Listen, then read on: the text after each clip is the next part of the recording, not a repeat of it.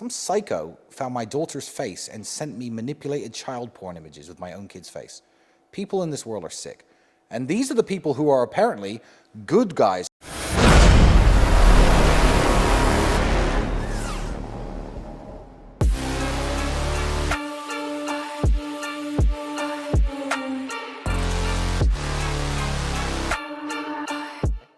How was it in jail? How was it in the cell?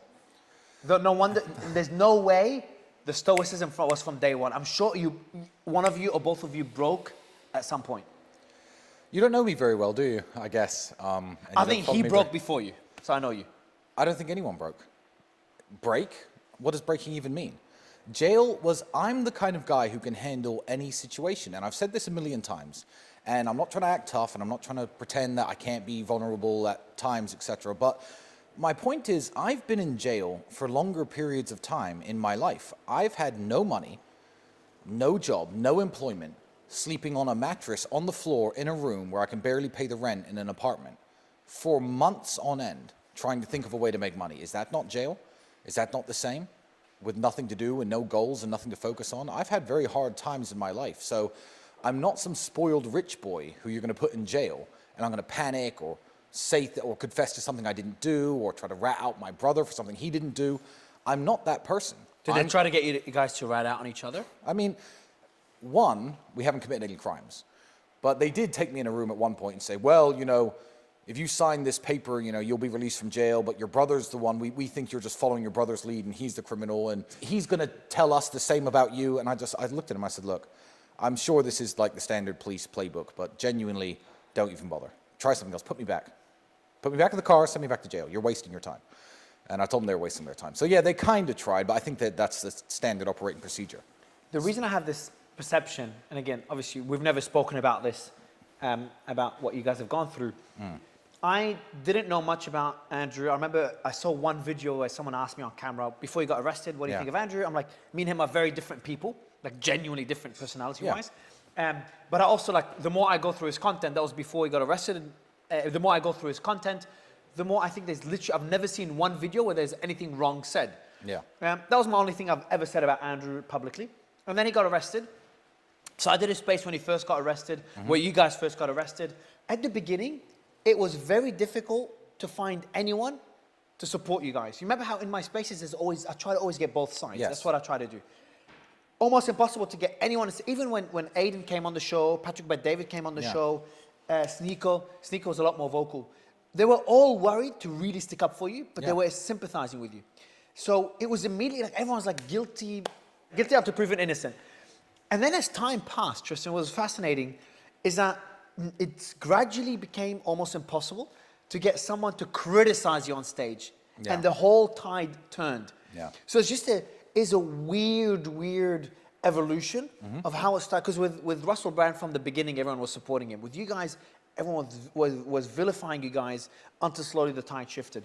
So it's been an interesting journey, but the reason I had the perception that you were stronger, you didn't break and Andrew broke. I remember one video, it was a heartbreaking video, where you're getting out of jail. Andrew just seemed hurt, and he was yelling. I can't remember what he said. I tried to find it, I couldn't find it again. He was hurt, he's like just yelling, like they fucking got us, and you were just walking. You were very chill walking out. Well, that's why I assumed Andrew broke. No, that was the third time they put me in jail. Oh, you remember which clip it is? Yes, I remember which clip it is. But the frustration that Andrew was feeling, I mean, I feel frustrated too sometimes, was the fact that, okay, if you told the whole world I'm a criminal, then bring your evidence, find me guilty, and put me in jail. Stop arresting me for new things, trying to put me into indeterminate perma-jail before a trial, before a guilty verdict. Fucking crazy, I've never had a trial.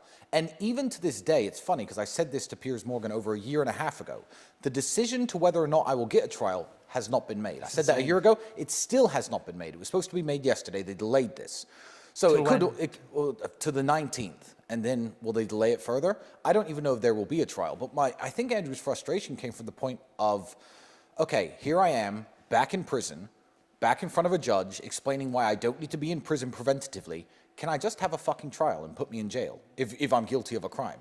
Can you stop just arresting me on new things? Now it's money laundering, then it's tax evasion. They could kick in the door tomorrow and say I did something else, and they need to investigate, so I need to go back to jail. And they've done this now 4 times to us. And there's still no trial. I've never even once, at this point now, been able to show the evidence that exonerates me to a judge. The confession of my false accuser where she bragged about it, I've not even got to the point where I've said, look, Your Honor, here. We're not there yet. We're trying to determine whether or not the evidence is legally found, and the process is extremely slow. But yeah, it can be very frustrating at times, and Andrew was very frustrated in that clip. Was there ever a time it's like, what, is it all worth it? Like, is that fight? So Andrew, he makes it seem like, fuck it, like I'm gonna fight, I'm gonna go head on, I don't give a shit, and I'm gonna keep doing what I'm doing. If I was him, I'd be like I'm gonna lay low for a while, like Russell's doing, like Pavel's doing. Yeah.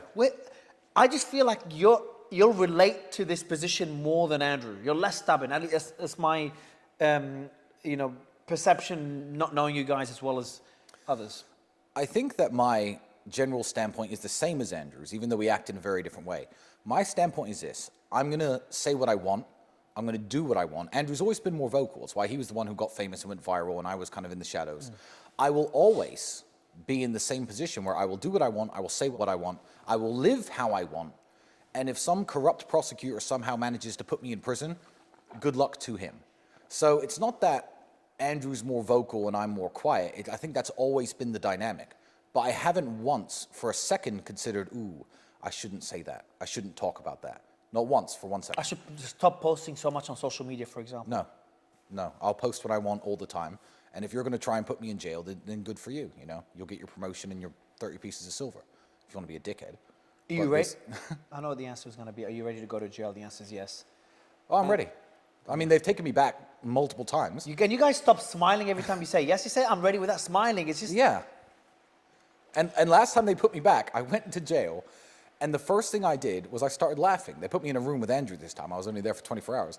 I started laughing, and Andrew said, what's so funny? I said, well, I keep screaming on the internet, fucking take me to jail, and here we are back in jail. And I found it incredibly amusing. And then we started making all our old jail jokes, oh, I wonder what's on TV on this channel, a bunch of Romanian channel. Yeah, Romanian channel. We started making all of the old jail jokes, and yeah, it was a good night. What's your plan once you get through all this, whatever, I don't know what to call it anymore, there's no trial, everything you're going through in Romania. Yeah. Once this is all over, have you guys planned what you're going to do next? No, there's no real plan because I'm a singularly focused person. I'm going to win this case, and I'm going to expose this corruption. That's all I've thought about for years. And people say, well, where will you move next? Where will you go? Do you want to take a vacation? Do you want to do X, Y, and Z? No. I'm focused on this, and we'll see what happens at the end of it. If it's a complete setup, if corruption is deep-rooted in Romania all the way to the core, where people will say to judges, look, just find them guilty because it's going to be a national scandal if you don't. If corruption is that bad, I'm also ready to go to prison. But at the same time, if you're going to do that, you have to show people the evidence at the end. If you're going to say, oh, he's guilty and put him in prison, my case is so big. That's very interesting. What was the evidence that got him convicted? And there is nothing concrete that anyone should ever go to jail for. So the spotlight's on him one way or another. I think it's a lose-lose situation for this country, sadly, because I like Romania. My kids are half Romanian. I've made my home here. I know their language even. I speak Romanian. I speak enough. So it's very sad to me that for whatever reason, one or two bad actors in Romania, which is what it is. I know their names. I know exactly who did this. One or two morons who were too hungry for power, promotion, recognition, or whatever, decided to do this to me because I think it's lose-lose for the country. There's no good outcome for Romania. Who with money and influence is going to come and set up a life in Romania now, ever again, after what they did to me? Nobody. I thought so there's many countries I don't fly to because of the risk. Romania is almost on that list. And me and the team's telling me, like, are you sure you want to go to Romania? Yeah. The first video I made when I started building my personal brand was in Romania. I used to have my biggest or second biggest team for one of my companies was Romanian. I've been to Bucharest many times years ago. Yeah. I haven't been here for years until this interview.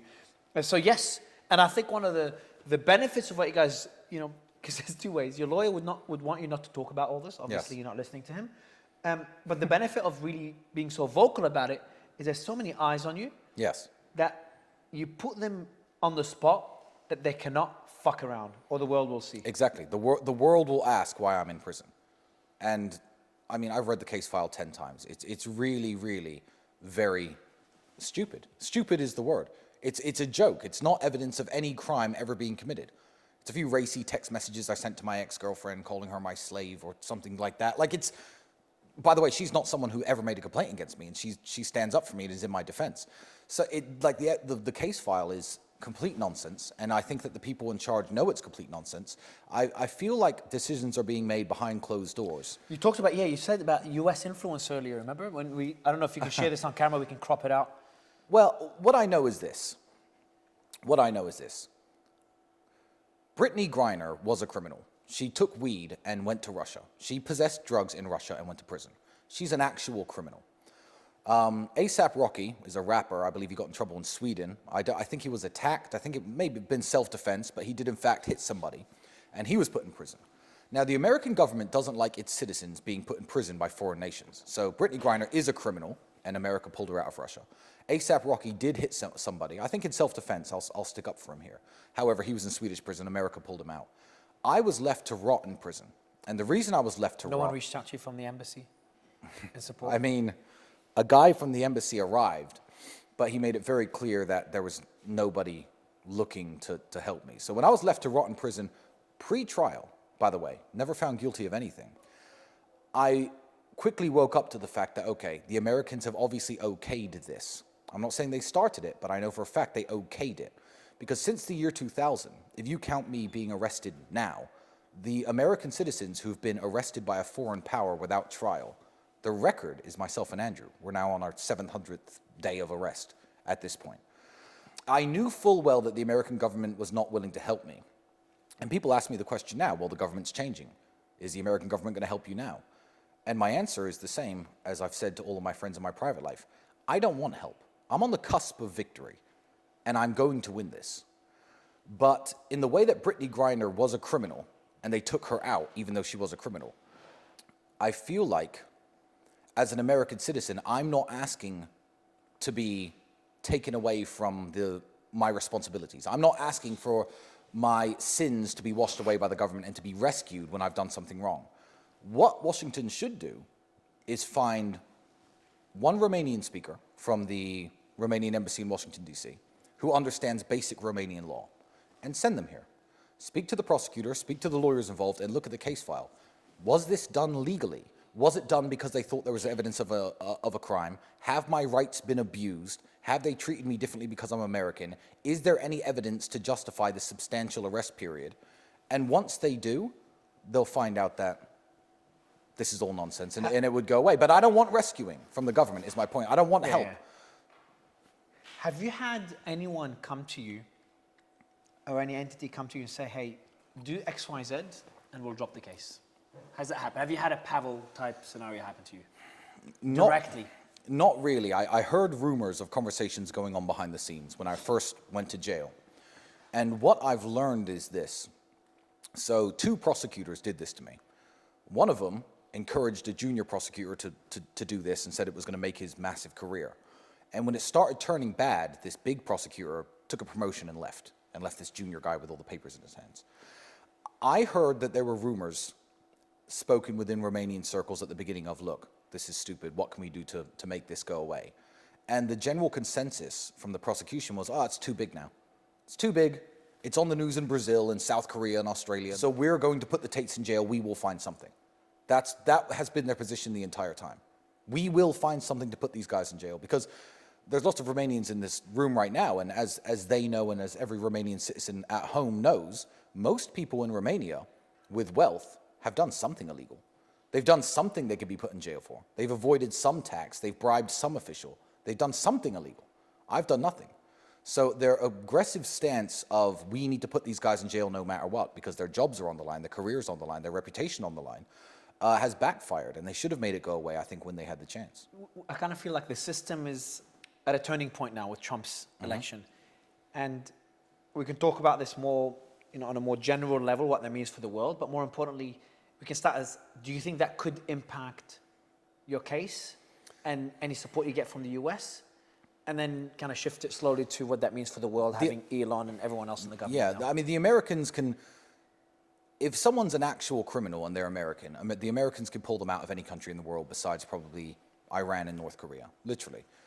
I feel like as an innocent man who's suffered 700 days of arrest, 3 months in prison, they're still not sure if they're going to give me a trial yet. I feel like the American government should be asking questions. They haven't up until this point. The new government might.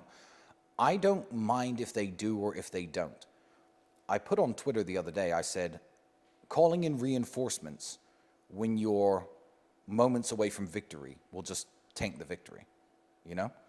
So they should be asking questions because I am a US citizen. Why aren't they? Like, what fascinates me is, and I kind of understand it, is like they've done two things. If they're trying to jail you. Yeah. When I say they, we don't really know who they are, but you know, I don't know. Well, actually, I do know, but I can't say it. It's who let the dogs off the leash. I know who the dogs are, but who let the dogs off the leash? I have a very good idea of who did it, but I won't say it on the podcast. Okay. All right. So I won't ask about it. But the other thing they've done, and that's not only here in the Romanian legal system or in Romania, character assassination is so effective. You know, I've had RFK on the show a few times. Yeah. And it works so well where I was just shocked about the amount of resistance I faced to even come here and interview you guys. Because I'm going to the US for some political interviews. Yes, of course. By people that probably agree that you guys are most likely innocent. Yes. That agree with a lot of your stances.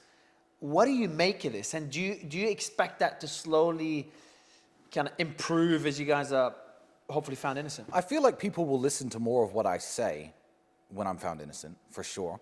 But the character assassination has worked for what they wanted to do it for. Calling me names doesn't upset me. I don't care at all. But imagine my brother and I, it's 3 years ago. We have exactly the same influence. We're insanely popular. We've said a few controversial things, whatever, who hasn't? And I've been on the internet a very long time, since I was 25. And there is no inkling, no suspicion of any criminal activity. Completely clean record. I mean, I have a clean record now, but imagine this had never come up. I feel like I would have been on the campaign trail. I feel like I would have been with the Viveks and the J.D. Vances at various events. I mean, people far less famous than me, with far fewer people who follow them and listen to them than me, were at these major events in Madison Square Garden. And these people, there was a lot of people on the campaign trail who aren't as famous and aren't as influential as certainly Andrew, not myself, because I'm not the famous one. So I would have been on the campaign trail. I absolutely would have, and I would have helped. I mean, I've helped behind the scenes. I've given a lot of people money. Everyone knows I've shaken a lot of hands. But I would have been on the campaign trail trying to tell young men to go out and vote for Donald Trump. Where do you think you'd be now if all this shit didn't happen? I don't know, but if I could turn back time and find out, I wouldn't want to. I like that this has happened. I wouldn't take it back. I wouldn't go back in time and think, you know what, I'm rich enough, it's time to leave Romania and be quiet and stop talking and not upset anyone. I wouldn't take it back. But it's much nicer to be shaking those hands and being in those rooms. Maybe, but if I have to support things from the shadows, it's perfectly fine. And while I was doing it, I wouldn't tell anyone what I was doing. But now that the election's won, I said on the podcast the other day, I gave Scott Pressler $10,000. But I said, don't mention it because my name's toxic. Don't say it because my name's toxic. I tell people not to talk about me.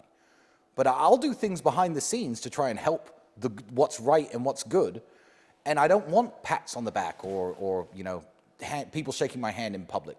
What I want is the outcome that we're all fighting for, which is to make the world a better place.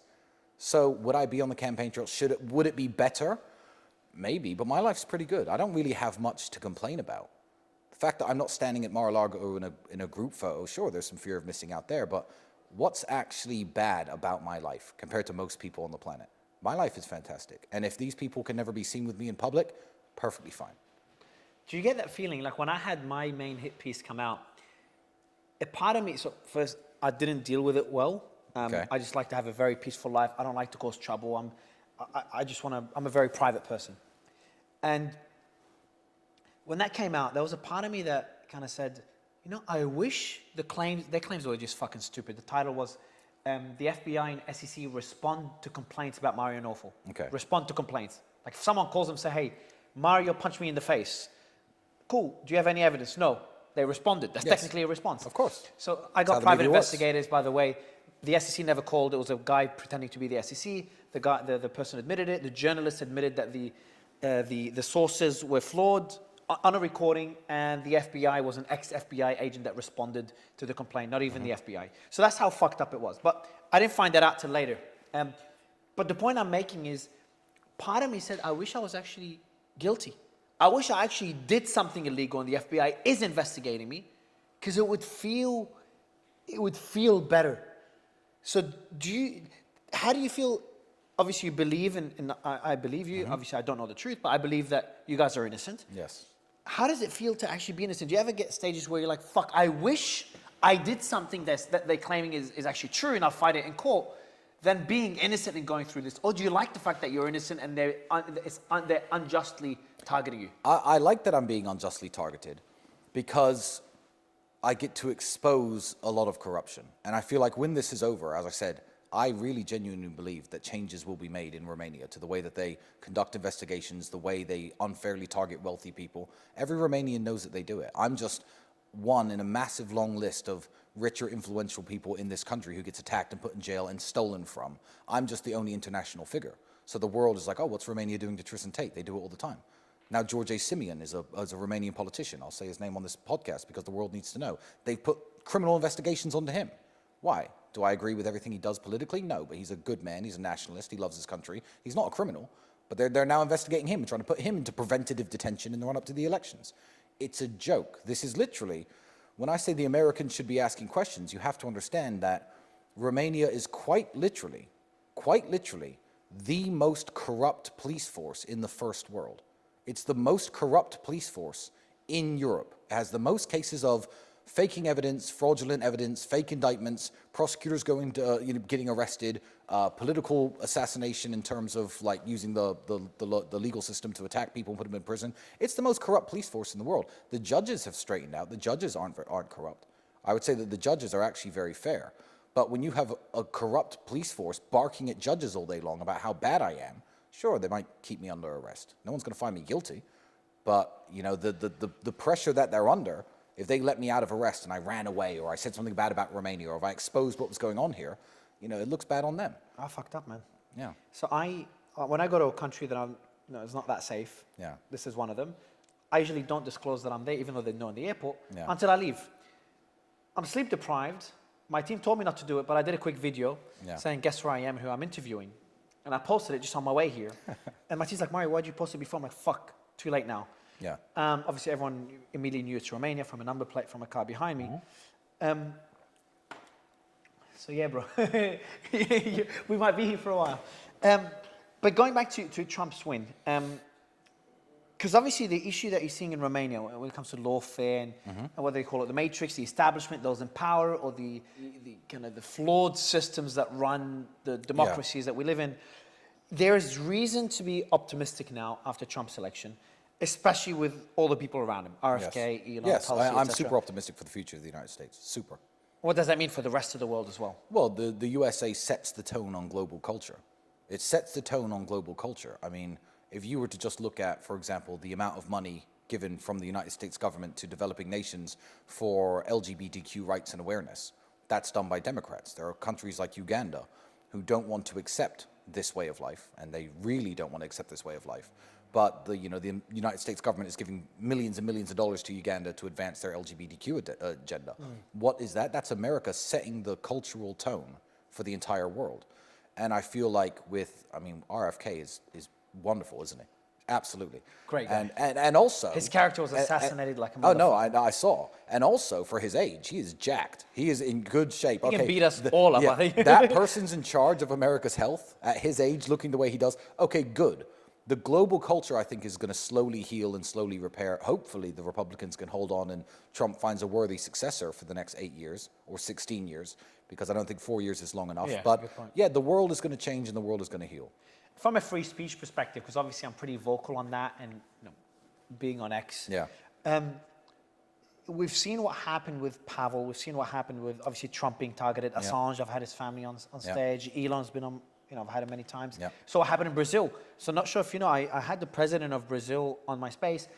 He was hiding in his house. When he was going on my space, they tried to block his account, the government in Brazil. Yeah. Block his Wi-Fi. He had to use Starlink.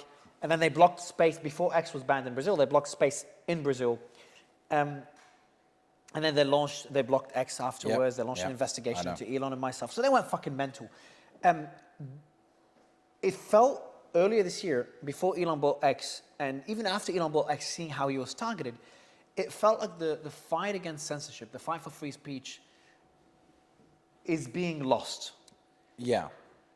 Well, it certainly was, but if Elon had not bought X and if platforms like Rumble, which is a true free speech platform, didn't exist, I'm not sure the Republicans would have won this election. So I think the election is owed in part because everyone did their little Alternative part. media played a key role in this. Yes, absolutely. So the election victory is owed in part to platforms like X and Rumble that just let people speak their minds and let people freely engage in the discourse of ideas. But what I noticed with you guys and something where we're very different is, I discuss topics that many people try to avoid. The war in Yes. Gaza is one example. That's Of course. probably the hardest topic that I've ever discussed. Yes. But I do it in a careful way. I've got a large company, massive team that all have different beliefs. So I have to be careful. Now I have partners, I have investors, we're going public, all that shit. Yeah. That means we're operating in the system Yes. that we criticize. Whereas I don't have to be careful. Yeah. And you guys lean the fuck into things. And Yeah. stop cursing. You lean into those things Of course very we do. heavily. Why? Because I'm going to say what I want to say. Why? What's the point? Like, what's the benefit? Is it just getting those clicks? No, it's not clicks, because people who want clicks usually want money or they want more fame or more recognition. I just feel like I'm doing the right thing by expressing what I believe is the correct opinion. I know people disagree with me, and multiple people could be right or wrong about different things, but I feel like there are problems with the world. Young men especially are watching a bunch of garbage all the time on stream, and they're watching a bunch of garbage on TV. I like that young men listen to me, and I feel like in a world absent of male role models, let me try to set people's minds straight and let me try to give opinions and points of view that are going to make young men at least do research and answer. But what about when you their go into like questions. discussions? Andrew's, I think, more extreme than you when it goes to this. Maybe I'm wrong. Go on. But like Gaza, he goes all in, and from October 8th, he already Yes. had his own opinion. When it comes to saying certain words like that, the N word, or talking about things like Hitler, these are things that no one wants to discuss. Yes. Because you'll just get cancelled pretty quickly.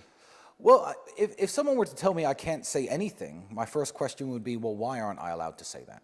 And I feel everybody in the world, whether it be Hitler or Gaza or the other example you gave, I can't remember what it was, whatever it is, if they tell you, no, you're not allowed to question this, no, you're not allowed to talk about it, I would encourage you to talk about it and question it. And I feel like I don't like being told what to do. I mean, mine and Andrew's standpoint on the Israel-Gaza situation is exactly the same. It's exactly the same, and I will say that, and I don't care who cancels me. I have Jewish friends, and colleagues. I don't have to dislike you to hate the actions of your government. Could we not say that years ago when George W. Bush was the president that America was conducting a genocide? 1 million people died in Iraq.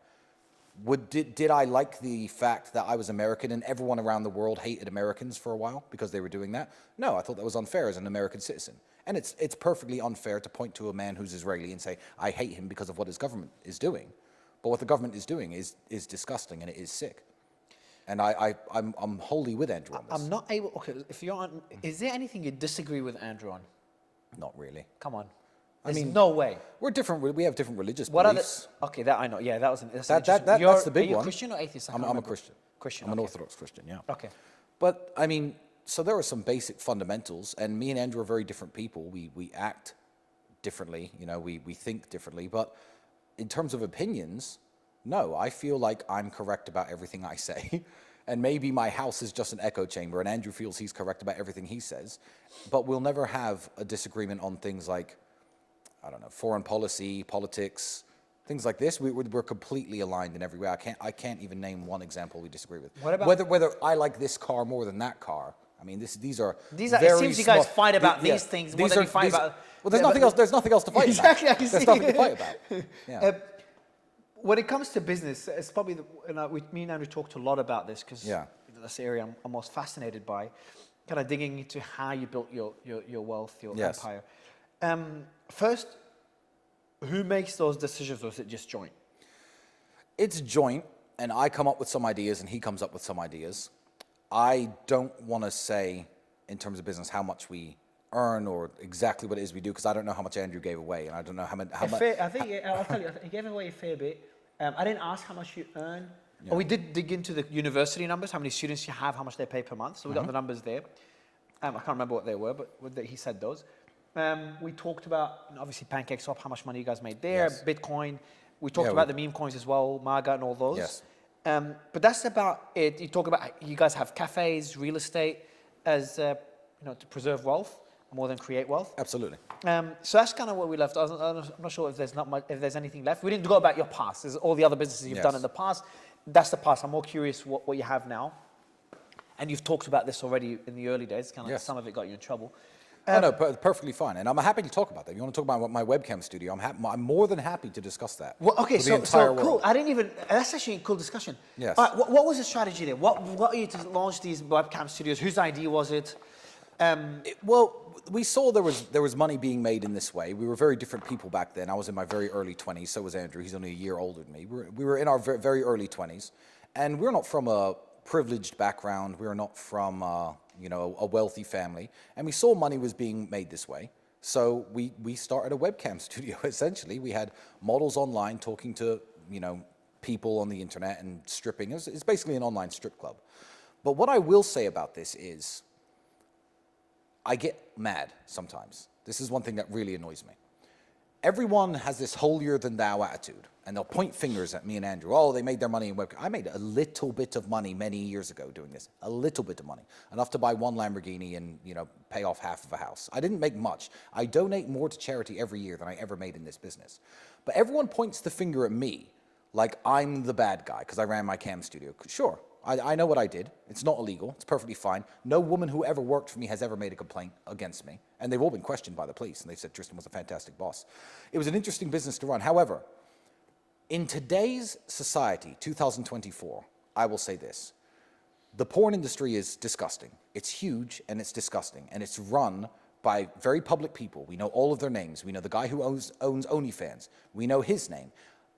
I think something like 6% of women in America have an OnlyFans account. If you think you're talking to the woman on the OnlyFans account, spoiler alert, you're not. Yeah. It's all run by management agencies, no different to what I used to do. Now the business is so big and so prevalent and has infiltrated every single country and every single aspect of the society we live in today. It's very normal, very normal. There's no shame in a girl having an OnlyFans link in her Instagram bio. It has become so normalized and the industry is so massive.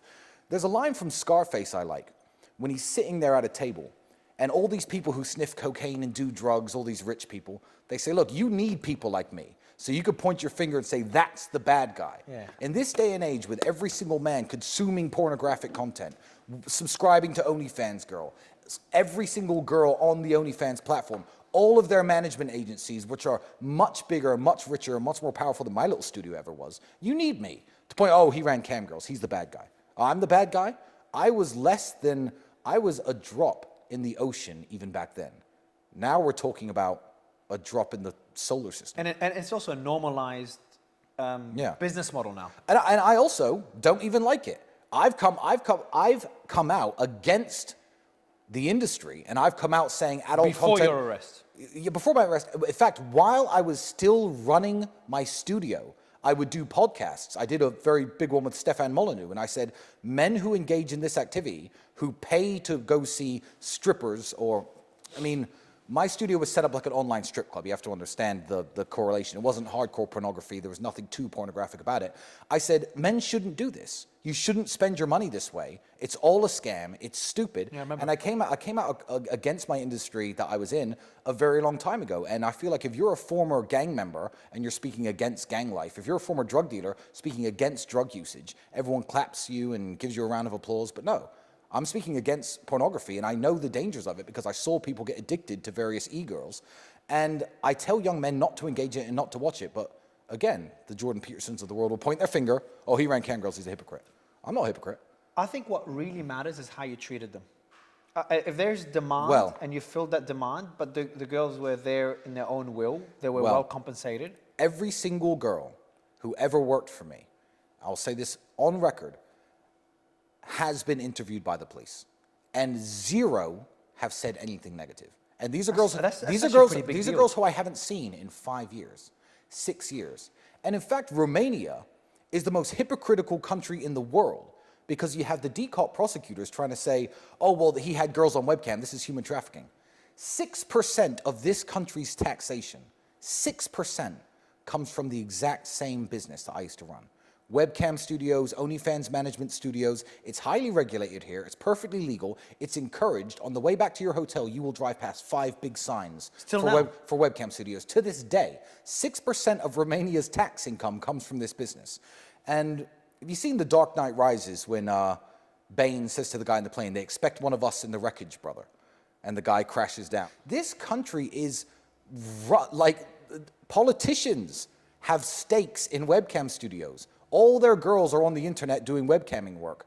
And they now, because they've run out of evidence and they've run out of directions to go with their criminal case, are investigating me and saying, oh, well, maybe this was human trafficking.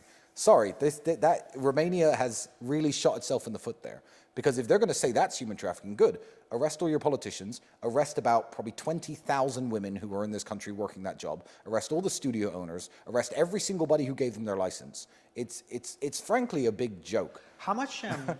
So by the way, I understand the model because it blew up.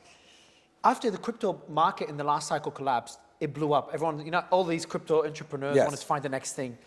It was COVID and it was the OnlyFans agencies. Yes. It blew up. So that's how I know about it because people reached out to us. Obviously, I didn't do it for various reasons. Of course. But even I think there's nothing, again, my stance, and I have the balls to say it, I think there's nothing wrong with it. People are free to do whatever they want. Adults are free to do whatever they want as long as they're not coerced and they're well treated. Exactly. Whatever they fucking want. Yeah. Freedom. You can't preach freedom. And consumers create the market. Exactly. There's demand for it. Everyone points if you don't offer demand in an ethical, legal way, it's going to happen in the black market. Exactly. Drugs. Exactly. So I understand the model. But so what I'm curious about, though, is how successful was it? I'm not sure what you can share. Revenue-wise, I could tell you exact margins. financials. Me and Andrew probably made $20,000 to $30,000, maybe $20,000 to $40,000 a month profit. When all was said and done, it's not that much at all.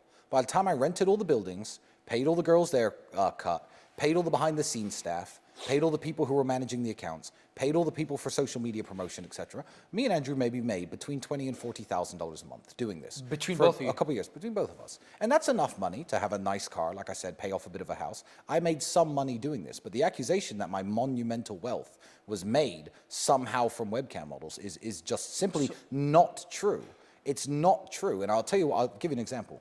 There's a studio here in Bucharest, which is running perfectly fine. It's been open for years. I'm not going to say its name, but the owner is a real scumbag, steals money from his girls. Everyone knows what he's up to. He runs the biggest webcam studio in all of Romania. They have about 7 or 8 locations, probably 1,000 people who work for him. He drives a Bentley Continental GT. Not a bad car, $200,000.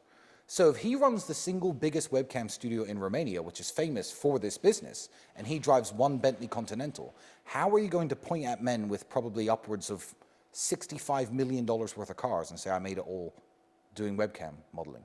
I don't even know how many girls I would need to have or how big a business I would have to run to make that much money. I didn't make my money doing this. I got a bit of a head start and I put a few dollars in my pocket. So what was your big break? What made you a multimillionaire? What made me a multimillionaire? That's a very interesting question. Yeah, if Andrew hasn't covered it, then I'm not going to tell anybody. But no, essentially, I made some very smart crypto investments. He talked about. Just let me tell you what he said before you turned. Yeah, because I don't know what he said. Let me tell you, he got into Bitcoin really early. So let you know what he said. He also talked about Pancake Swap. Yeah, you guys fucking printed money there. A lot of money. You also have Ethereum, Solana. Now you have Ethereum, Solana, and what was the one that doesn't move? Chainlink. There you go. Yeah. Well, there we go. So I made some very smart crypto investments. So you were the one that got into crypto, not Andrew? No, myself and my brother. And we made some very bad crypto investments as well. We made some crypto investments that went to zero. When did you get into it? 7.5 years ago. I mean, the first Bitcoin I ever purchased was $3,500. That's 2017.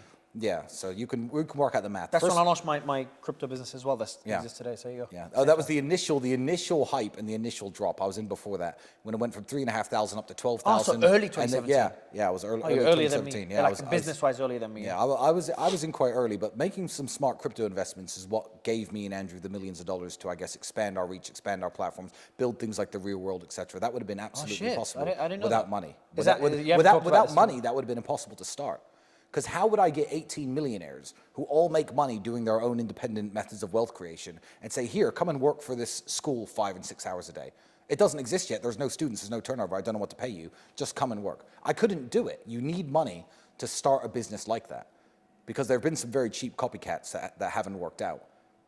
But the expertise cost us money. Shit, sure. I thought the big break was the cam business. I didn't know it was crypto. Well, I mean...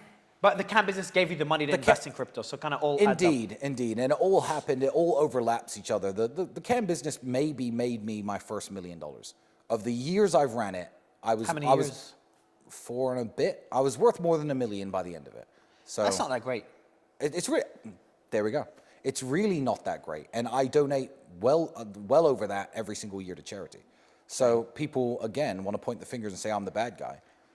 Yeah, I mean, it's fine by me, and Jordan Peterson is the one who's guilty of this, because Jordan Peterson, of course, both his parents were. He's critical of you guys. But yeah, I mean, he's very critical of us, and his parents were university professors, and he grew up in a nice home, and he's never been homeless. He's never lived in a homeless shelter like Andrew and I have. He's never been literally sleeping on people's couches. He didn't grow up like us. I used to fight for 100 pounds a fight just to have some money so I could buy food to eat, and he points the finger and. Every time he's asked about us, what do you think of Andrew and Tristan Tate? Oh, well, they ran this webcam business. They're pimps. Have you spoken to Jordan? No, never. I've spoken with his daughter. I know his daughter, but I've never spoken to Jordan Peterson. And I'm like, well, the funny thing is, yes, I ran this business a while back. And yes, the accusation I get is men got scammed in this business. No one got scammed. No one got scammed. If you go to a strip club, ever been to a strip club in your life? Fine. Well, no. Well, it doesn't matter. Bachelor party, whatever the excuse is. If you go to a strip club and you sit down next to a stripper, and she says, "Hi, my name's Candy, and I'm going through university, so give me some tips." And you give her all your money, yeah, because you believe her real name is Candy, and you believe she's really a university student. And she sat there talking to your dumb ass for 10 hours, working essentially, because she doesn't want to talk to the customers in there. And she leaves. If you find out that her name isn't Candy and she's not a university student, were you scammed? No. You were purchasing somebody's time. And these beautiful women who worked for me did not want to talk to the losers who were on the cameras at the other end of the internet. They really didn't, but they sat there and did their jobs and told their fake story and got paid their money. I'm a university student, I'm in nursing school, I'm doing X, Y, and Z, my name is X, Y, and Z. They're not going to dox themselves, are they? Well, real town, real location, real name. Yeah, well, wait a way to advertise yourself to the serial killers. So no one got scammed in this business. But yeah, it's the Jordan Petersons of the world that will point the finger and say, oh, scammers, they cheated men out of money, they preyed on people. No, Jordan, I fulfilled the demand in the market. You guys are fighting, you, Jordan, Russell, Tommy Robinson, you guys disagree on a lot. Loads. I've had you all on the show, Yeah. And the list goes on. I've had the Assange family on the show. No, Julian hasn't been yet. He's only just been released. Yeah. Pavel, I'm sure I'll have him soon. And you're all fighting a similar fight. I think the disagreements are pretty, like, for example, Tommy Robinson and you guys. Andrew is Muslim. Tommy, not a big fan of Islam. Hates Islam. Tommy's pro-Israel. And pro-Israel. And he only had good things when I had him on the show. I said good things about you guys. And I will still say, Tommy Robinson does not deserve to be in prison. I can disagree with him on things. That's fine. He does not deserve to be in prison at all. They should let him out immediately. He's a political prisoner. That's what he is.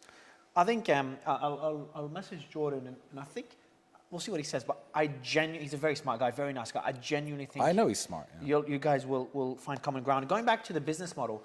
But then, do I want to speak to Jordan Peterson? Yes. No, I don't think I do. Damn.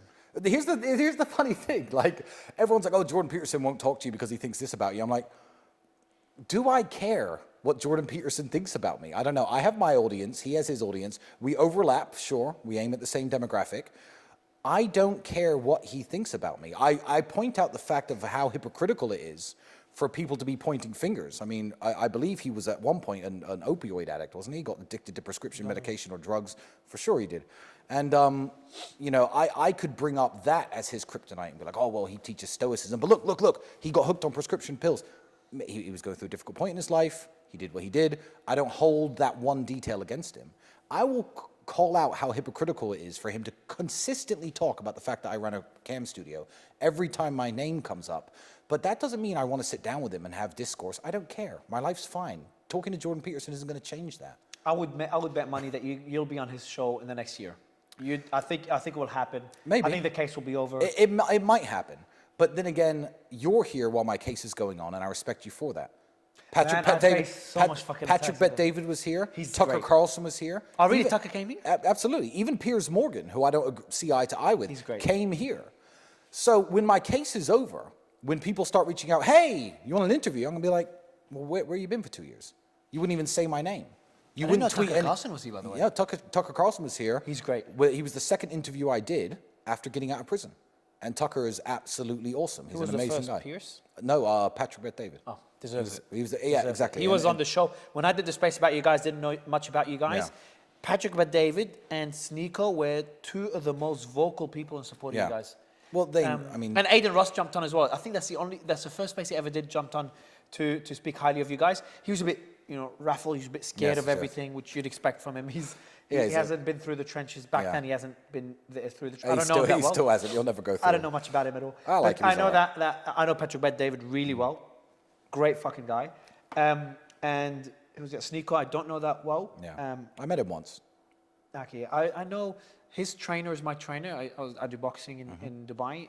Tam Khan's brother. Tam Khan, very good friend of mine. Tam's brother. Oh, Tam's brother, yeah. I've sparred with Andrew. Yeah, I can't remember his name. But I've known Tam for 20 years. You guys have been friends for a long time. Forever, Speaks very, obviously, we used to fight on the same shows back in England, back when I was an unknown. Good old days, yeah. The good old days. So going back to the point of crypto. So you've made your money in crypto. Congratulations. Then what? I've multiplied my money in crypto. You're right. You've made multiplied your million into millions. Yes, for sure, in crypto. And I feel like the groundbreaking thing Andrew and I did, because of course we became famous, and fame doesn't necessarily always come with money. So there was a time when I had a YouTube channel and I was making an income from that. I'm now on Rumble, not YouTube, and I'll tell everyone. That don't count. That's nothing. Yeah, no, it doesn't. No, it doesn't count at all. But I believe it was my platform that did pay off in the end.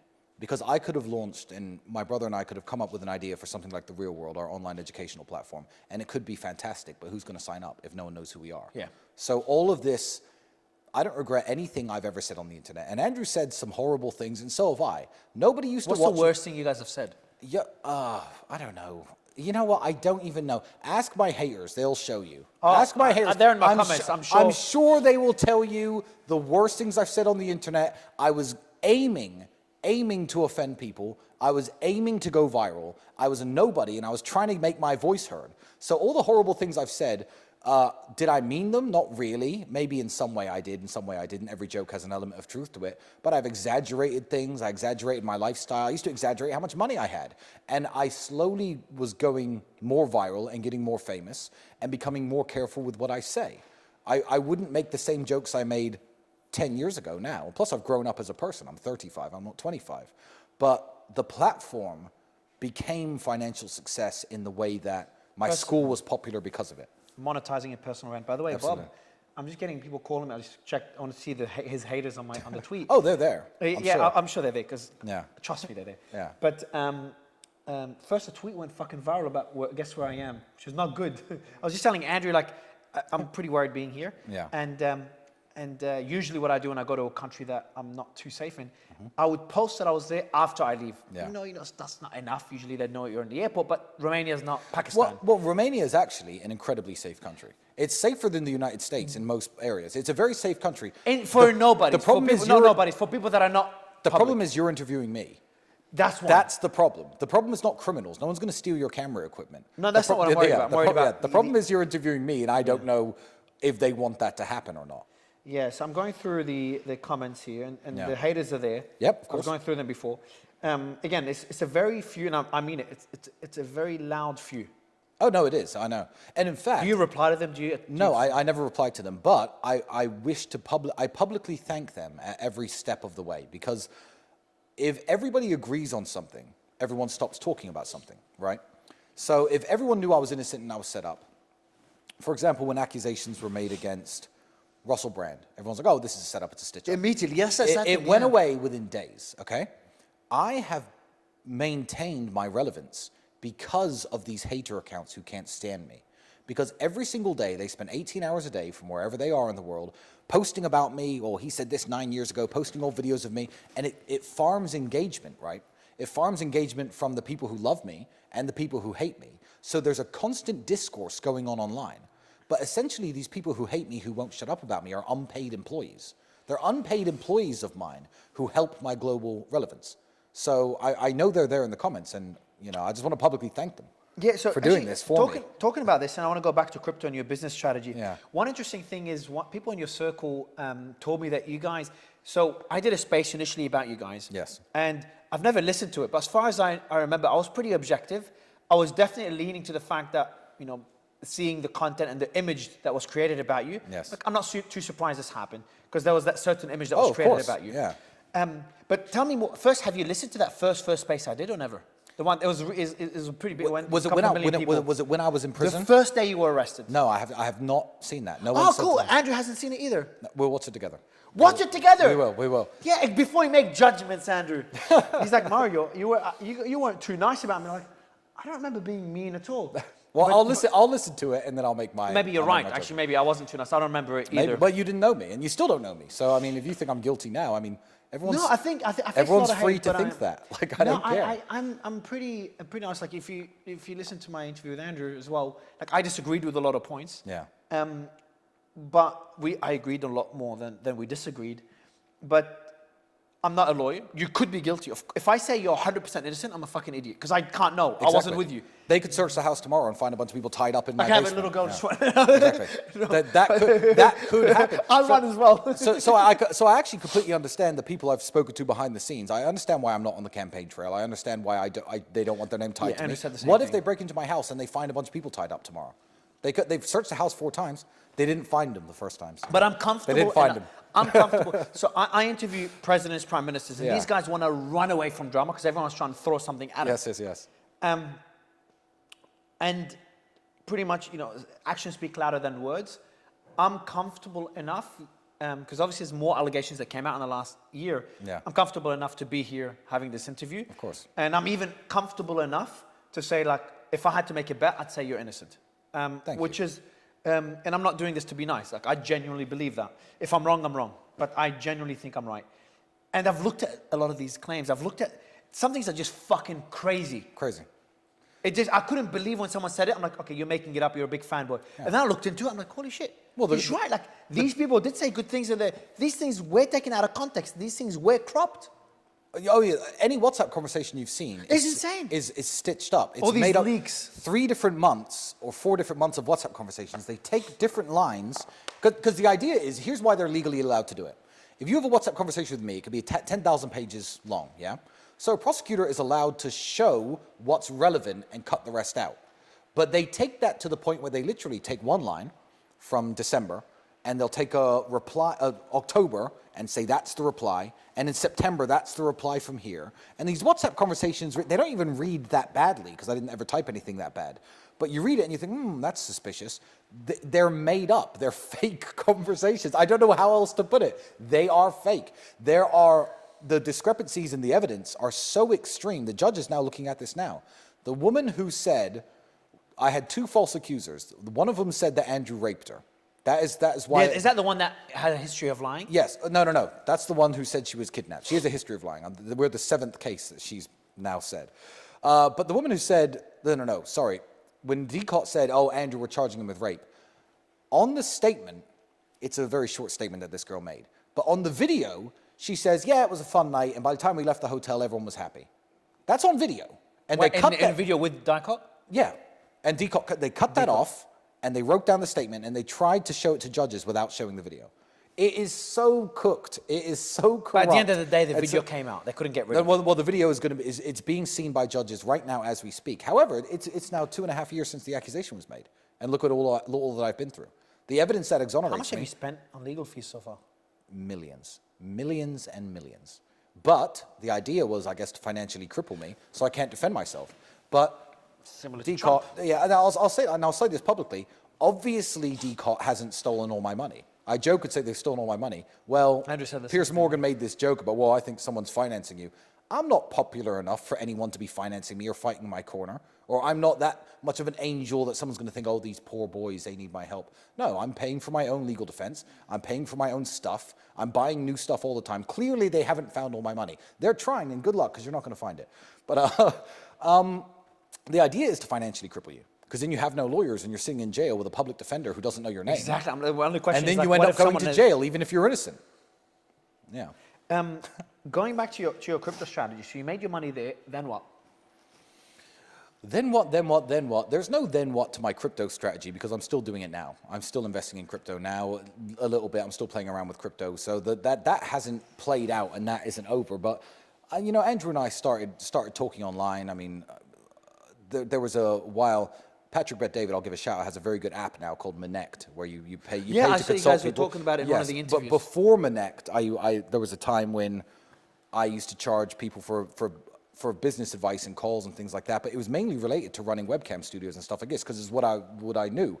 So I was essentially, after I left that business, working as a consultant for a little while. Okay. And it all spiraled into our online educational platform, and that was before which you began blew up? 3 years ago. I was known a bit. I mean, what does blow up mean? If you have no followers, Millions of followers, and you get 20K, you think you've blown up. No, I didn't have millions of followers until probably a year and a half before my arrest. About 4 years ago, 4.5. And did you launch your school university then? Yes. Okay. Yes. That was your next big step after crypto?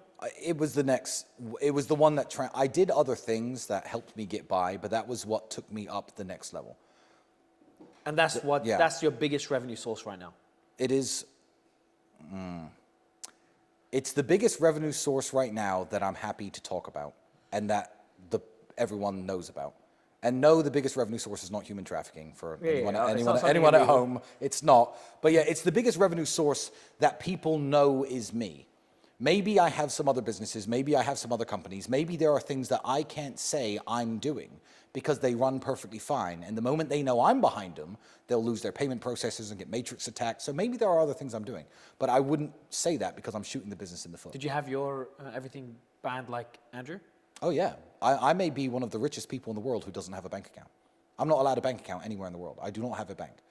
Yes. I remember I had someone come to one of our shows who did an analysis into, there's some software you could use to cut part of the KYC, know your customer, that allows you to see if someone is got red flags, I think they call them. You guys were full of red flags. But here's the crazy thing. How many criminal convictions do I have? It's not. And in which country? They're red flags that made no sense. Yeah, I know. This is my point. I have a completely clean criminal record in every country I've ever been to. I've never been convicted of a single crime, financial or otherwise. Why aren't I allowed a bank account? That's fucked up. When Andrew talks about matrix attack... In any country?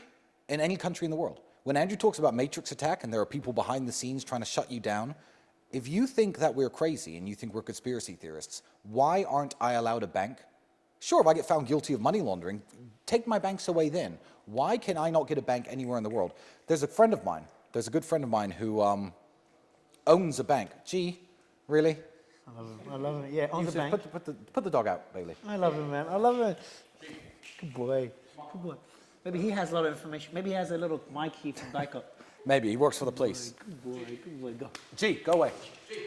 So, there's a friend of mine who owns a bank. I'm not going to put him on blast. I'm not going to say the name of his bank. But he owns his own bank. He's a very successful guy. He's a member of my private network, an actual bank, a bank. And he said, don't worry, Tristan. I'll just give you an account in my bank. No problem. Sent him my passport, my brother's passport, all my details. I said, good, make me a bank account. He calls me 2 days later. He says, I have never seen anything like this in my life. I said, what? He says, when you try to speak with your banking regulator, the people who issue your banking license, it's always weeks and months to get them to reply to you, and it's a very long process. The person who issued my banking license called me today and said, if you give these 2 accounts, your license is revoked and your bank's being shut down. And I was like, wow. So if you don't believe in the Matrix, if you don't believe me and Andrew are under attack, if you think that we are just, I guess, suffering the consequences of our own actions and that we're criminals and there's no conspiracy against us, explain to me, please, why I can't have a bank anywhere in the world. I don't need one. Crazy. I've now learned to live without one. You know, like those people who lose their hearing and their eyesight becomes better, or they lose their eyesight and their hearing becomes better. Oh, I don't ever want a bank again. You just got 1,000 Oh, no, yeah. Oh, well, I'm not going to say what I do, but everything I have gets paid for, and I don't need a bank. It's fine. I didn't believe, before you guys got arrested, I remember the call. I was in Cyprus. Yeah. I was in a resort in Cyprus. And I was speaking to one of my team members about you guys. And he's talking about how, yeah, Andrew and Tristan had their Airbnb canceled. That was the day it clicked. Yes. Airbnb canceled. I'm like, there's no way. Uber and Airbnb. Yeah. I'm like, We didn't even use Airbnb. I think we stayed in one once, but we got emails. Your Airbnb has been terminated. That was before I blew up. That was before I was telling Andrew earlier, I was a lot more naive back then. I didn't believe in the old matrix. The system is I believed in the legal system. Yeah. I believed, like most people. Yeah. I believed in the media, the same media that wrote a hit piece on me a couple of years later. Yep. So when he said that, I laughed at him. Like, come on, man. I literally laughed at him. I thought he was being a conspiracy theorist. And I thought you guys are doing it. I'm like, it's a great marketing strategy. I'm like, I do the same as you. It's a great story. Yeah. Now I believe you 100%. Yeah. You're not alone. I've heard the story so many times. Every app I've had, I think every app I use my real name on. I don't use my real name. I have apps. I use Uber, sorry, but I was banned from that. But I just put fake names in now because they don't really care that much. Are you worried about Binance also? Do you have a Binance account? No, I no longer have any exchanges. Don't blame you. I don't have any cryptocurrency exchanges. If I do, they're not in my name, and I use them just to buy and sell and move things. It pisses me off you're going through this. It genuinely pisses me off. It's so Wait till unfair. I'm guilty of something. You know, convict me, right? Show the evidence, tell the world I'm a criminal for real, and then take away my banks. So that's what I think. But also, I don't care. Wahid, just quickly, Wahid, a quick question. If someone's a criminal, are they allowed to have bank accounts or no? Well, they are, yeah. So criminals are allowed to have bank accounts? Yes. You're still innocent? Yes. You haven't even had trial yet? No. And you've already been blocked? Yes, from everything. So how can someone not believe in the matrix, however they want to define it? I really don't know. There's a bank called Revolut. I know. And I'm gonna put them on blast. If you get bored, look in my Twitter. There's a thread about Revolut of how they blocked my account with £657,000 in it, right? And I wrote this thread about a year and a half ago when I was trying to get my money back. A year and a half before that. 3 years ago, they've locked this account.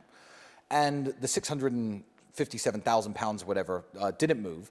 And I put my messages to customer service on the Twitter thread. And I encourage everyone to look this up.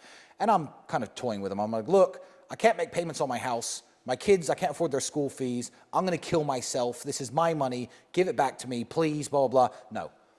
And they still have my money to this day. I can take my phone and open Revolut and show you the money, and it's still locked to this day. It's been, and this is before my arrest, by the way. They locked it. £657,000, and the cheek of them, they still charge me £50 a month for metal card services. So in however many hundreds of years. So the money's still there now? The money's still there, being eaten away by £50 every single month. It's still there in Revolut right now. Revolut still But you can't take legal action against them? I'm trying. I'm taking legal action in the UK against Revolut, and hopefully I'll get my money back, but it probably won't cover my legal fees.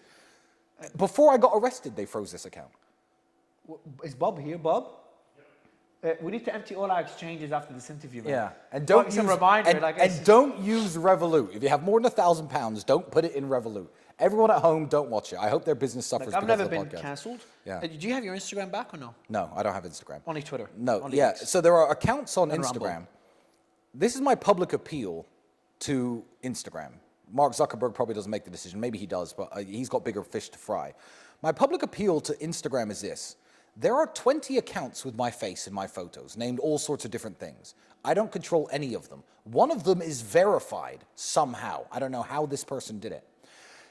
If these accounts exist, people are open to being scammed. People are open to crypto scams and all the crap that these accounts push. I don't know who's in control of any of them.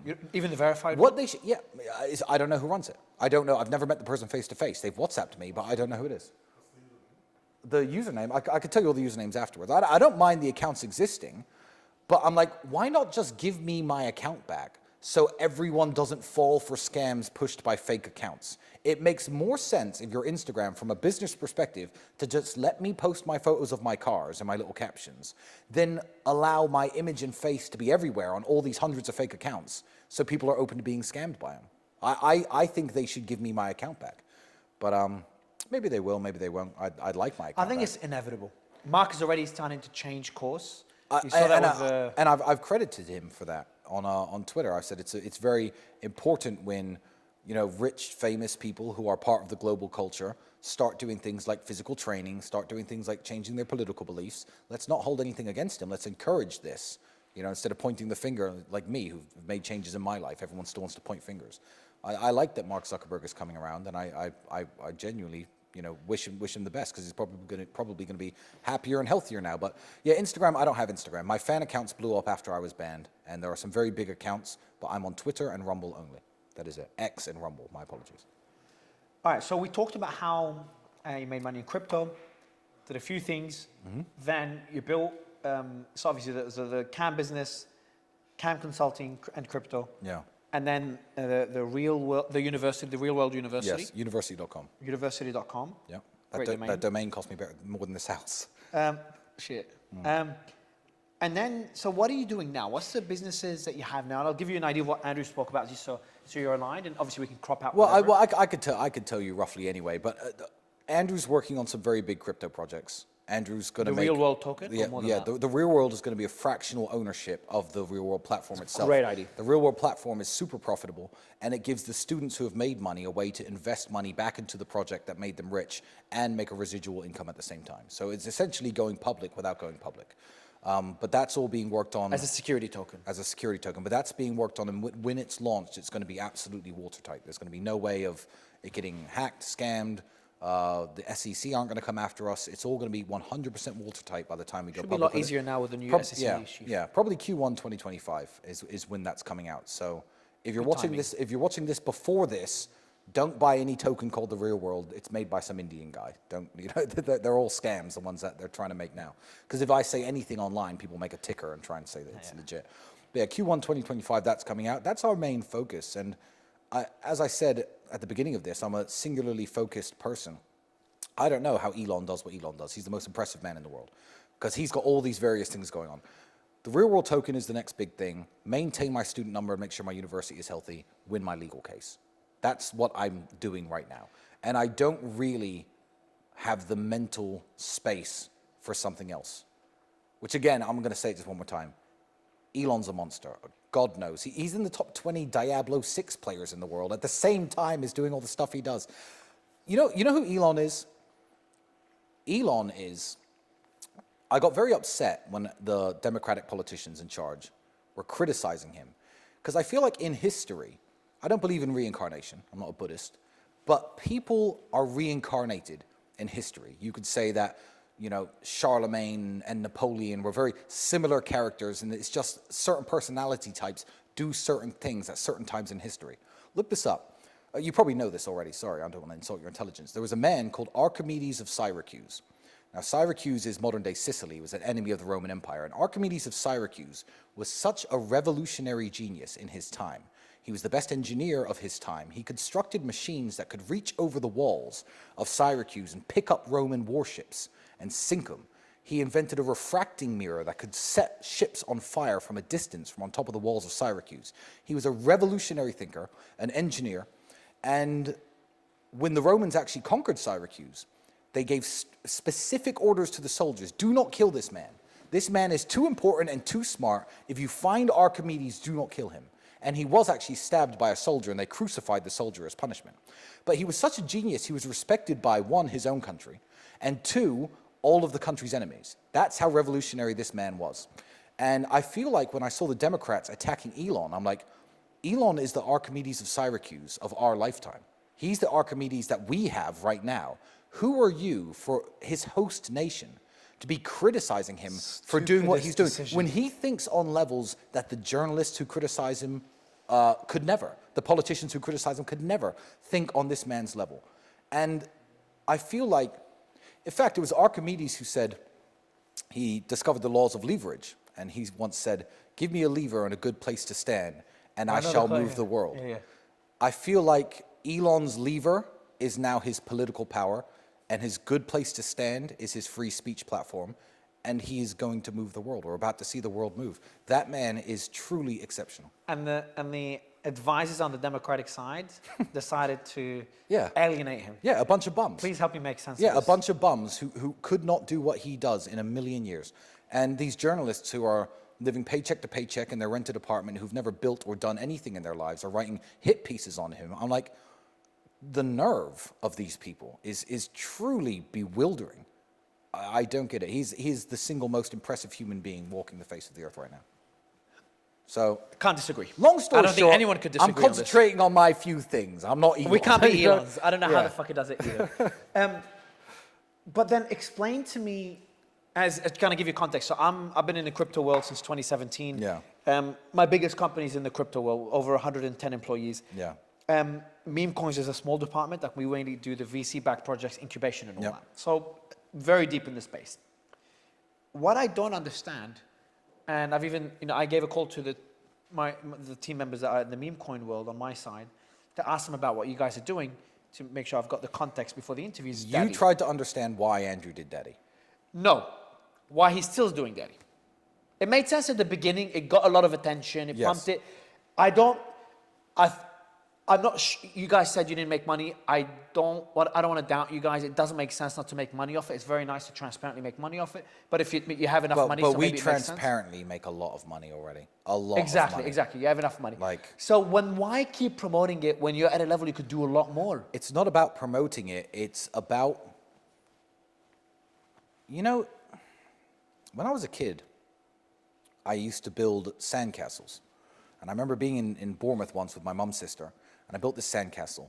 And my sister's sandcastle collapsed before mine. And I was laughing at her, ha ha ha, mine's still here. And I kind of pigeonholed that memory. It wasn't very important. But I can liken it to what Andrew's doing with the celebrity meme coin daddy. Because everyone, people who I like, 50 Cent, Jason Derulo, but everyone jumped on this Solana meme coin celebrity thing, and every single project failed. The moment Daddy fails, because our haters are not going to come after all the celebrities who rug pulled their fans, all the celebrities who scam their fans. The haters will never talk about them. They're waiting for Daddy to go to zero, and you're so number they one can now. they can say, Andrew and Tristan Tate rug pulled their fans. We've burnt our supply. I couldn't make it go to zero if I wanted to. It's my sandcastle still here. That's what it is. And when the market cap reaches a new all-time high, when it reaches a 200, 300, 400 million market cap, 1 billion market cap, it's, hey, look, my sandcastle is still here. I have not made money from the meme coin, but what I have done is I've secured faith in my brand and my word, because I have burnt my supply. It's now at an all-time high. Everyone who believed in it and invested in it has made money. It's now 2 years later. Look, it's still around doing its own thing. Now when I say my school's good, or this brand of perfume or tequila that I've launched is fantastic, people will be like, okay, I believe him, because his word is true. And he was right about Daddy, and his sandcastle was still there after all of the other ones were washed away by the ocean. One of the hardest things to build in crypto is credibility and respect. Yes. It's not about the number of followers. It's about the influence and clout that Exactly. you have. And it's not about the influence and clout you have in the real world and outside of crypto. All these celebrities barely have any influence on tokens, yet there's people that have built clout in the industry that have 10, 20, 30, 40, 50,000 followers. Yes. Yet when they talk about a project, it moves. You guys have built that intangible through Daddy. Yes, exactly. Exactly. So when people don't understand what Andrew's done, and they're like, well, I can't believe you didn't take money from it, or you burnt your supply, people track the wallets. They see it. That's what happened. It's like, well, you at home, no offense, you at home, maybe you don't have any money, so you wouldn't have burnt it. I've got everything I could ever need already. So it's just securing our brand and making sure that maybe in the future, next year or in 2 years or in 5 years, someone will come along and say, look, Tristan, this is the next Ethereum. This is the next big crypto project. Do you want to be a part of it? We know people listen to you now. So yeah, we went from nobodies in the crypto space, we just did our own thing and made our own money, to people with credibility, and that's what Daddy did. They purchased me credibility. Last question, which is also a crypto question, is another thing that you guys do is you have projects that pay you to talk about them or just have you on the space. Maga's one of them. By the way, this is something, just to be transparent, we do as well. Like, we do it for 5-6 projects a day. I will say that I, Tristan Tate, have never taken money from anyone to talk about a coin. Oh shit, really? I have never taken money from anyone to talk about a coin. So I had no idea. So I made an assumption there. I apologize. Well, you have to ask Andrew. You have to ask Andrew, because I don't. We did. I can't remember what he said. He has his own wallets and does his own thing. I, Tristan Tate, have never taken any money from anybody to talk about anything. Because I'm pro-Russia, people say Putin give you money. I'm pro-Palestine, people say that Arabs give me money. I've jumped on spaces about crypto coins, etc. I was even on that MAGA space and said a few words. I've never taken money from anyone to say anything to this, fascinating. I didn't know. up until this point. I was gonna set it up by saying, look, we do it. 95% is for VC-backed projects for startups. Yes. We work with them. So our model is like we get them on the show. We talk about them on a daily basis. 4, Yeah. 5, 6 projects. We also market them and incubate them. It's like a whole model. And we do it for meme coins as well. Yes. So we're pretty transparent about it. So I was saying that because I wanted to make sure that if you do it as well, I kind of relate to it.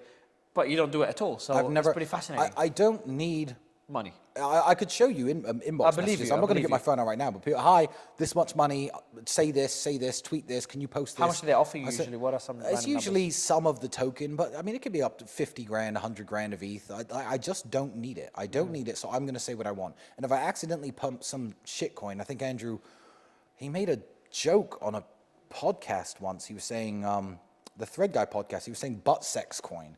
If you're stupid enough to buy a butt sex coin, whatever. I don't know who made butt sex coin, but they jumped on it after the Threads Guy podcast, and it rode up really high, and they rug pulled everyone and made a bunch of money. I don't care if what I say makes people money or loses people money, because I don't necessarily give financial advice. I could say that daddy is not going to go anywhere, because I don't even have the control to dump it. I couldn't rug it if I wanted to. That doesn't exist in my power. But I've never taken money to say anything. So if you lose money or gain money from whatever I say, that's your business. But I've never been paid by anyone. Interesting. Have you bought a coin before talking about it? Have I bought a coin, as in like purchased Have a you coin, bought a coin, talked went about talk it, and about it, hope and it went sold up? Not intentionally, not as a strategy. I've bought coins that I've then mentioned Which is and fair. bought or sold for whatever time. But never It was never, I'm going to buy this coin, I'm going to talk about it, I'm going to sell it. No. Never. Okay. No, that's probably happened. I buy lots of coins, I talk about loads of coins, but it was never an intentional money-making, let's pump it with my influence strategy. No. Last question now. I know I said last one is the last question. No problem. but I've got from a all day. business, from a business perspective, what's the structure between you and your brother? Is it everything's joint 50-50, or do you have Everything. different 50-50? Everything is 50-50. If I went and started a lemonade stand on the street outside and I made $100 worth of lemonade, Andrew and I would both be $50 richer. That's the way it works. Your relationship with Andrew, I told him the same thing, is so rare and so incredible, but so rare, even for family members. Yeah, it is. And I think even believe jail time made you guys even closer. I'm the luckiest man in the world. Yeah. Not the luckiest. He can be a pain, but maybe behind the scenes is a bit of a fluff ball, I think. No, he's a pain all the time. Last question is, that's a third last question, is more kind of wrap-up question. What would you say to the audience as the biggest misconception about you and your brother? Forgetting the fact that we're criminals, because obviously that's a massive Put that misconception. behind us, yes. The biggest misconception about Something that no one knows. that no one knows. My guess would be like, you guys are so much softer behind the scenes. No, than on what camera. I will say is Softer in a good way, like very kind and no, fluffy. you know what? We are teddy we are genuinely quite brutal people. But I think how much we love our kids and what great parents we are. I think that no one sees this. I don't show it off. Never talk There about it are either. psychopaths. Some psycho found my daughter's face and sent me manipulated child porn images with my own kid's face. People in this world are sick. And these are the people who are apparently good guys because they're trying to hate on me, you know? These are righteous people who do this, the people who hate me. They're on the righteous side, the Democrats, the lefties. People are sick, so you'll never see that from me again. You will never know who my kids are. You will never see their faces. If they unintentionally are ever seen anywhere, I'm going to blur them out. But what great parents we are and how much we love our kids is something that is never going to be seen by anyone. That's something very private to me, and my kids are going to be raised excellently, and they're going to have they have the best financial start in the world. And as long as I could keep myself out of prison for this bullshit case, because, you know, the only bad thing about going to prison, and I'm not scared of it, would be how many years do my kids have to grow up without me, you know? One of them hasn't seen me in 2 years because the prosecution questioned the mother as a suspect and threatened to put her in jail if she wouldn't make a declaration against me. So she left the country. And then in the second file, they seized all of her assets, everything she ever made, her car, they took all of her stuff and said she's a suspect. In the second file, they listed her as a victim. So it made it illegal for us to communicate. So I couldn't even call her anymore. That child is 3.5 years old, doesn't even know who I am. 2 years without me because of what the Romanian state has done. And I will have my vengeance in this life or the next. Fucking hell. Well, then, great chat. I appreciate it, man. Thank you, Thank you so much, man. Thank you. Far out.